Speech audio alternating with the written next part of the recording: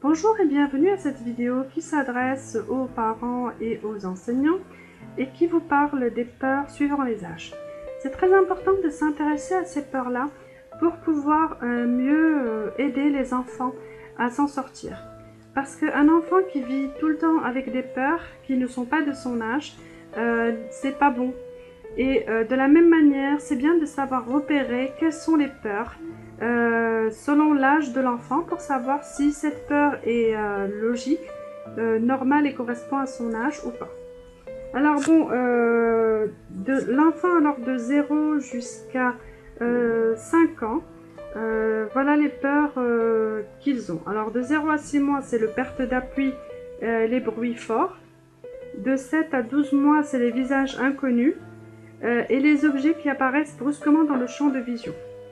À l'âge de 1 an, c'est la séparation d'avec les parents, les blessures, les visages inconnus.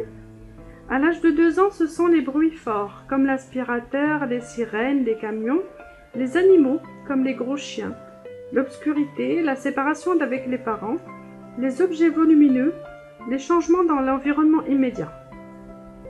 À l'âge de 3 ans, c'est les masques, l'obscurité, les animaux, la séparation toujours avec les parents.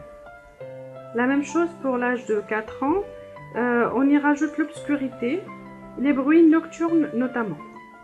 Alors à partir de 5 ans, c'est à partir de 5 ans que ça nous intéresse parce que les enfants sont scolarisés à partir de l'âge de 5 ans. Alors la peur de l'enfant de 5 ans, c'est les animaux, les gens méchants, l'obscurité, la séparation d'avec les parents et les blessures corporelles.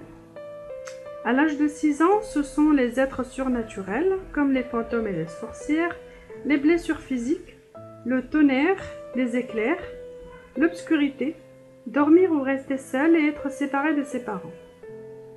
À l'âge de 7 ou 8 ans, ce sont toujours les êtres surnaturels, l'obscurité, les peurs fondées sur des événements rapportés par les médias, d'où le fait de ne pas laisser les enfants seuls devant la télévision, rester seul et les blessures corporelles.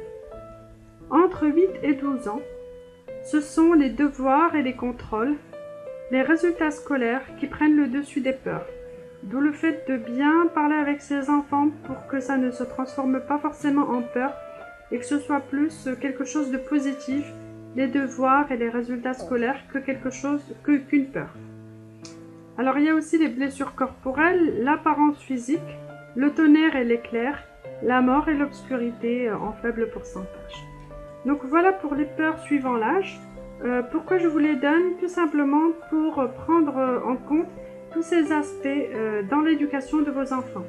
Vous avez bien remarqué qu'entre 7 et 8 ans, les enfants ont peur de tout ce qui existe, enfin, de toutes les informations qui sont rapportées par les médias. D'où le fait de ne pas les laisser seuls devant la télévision et de leur expliquer ce qui se passe. Et de la même manière que l'enfant entre 8 et 12 ans a surtout peur des devoirs et des résultats scolaires.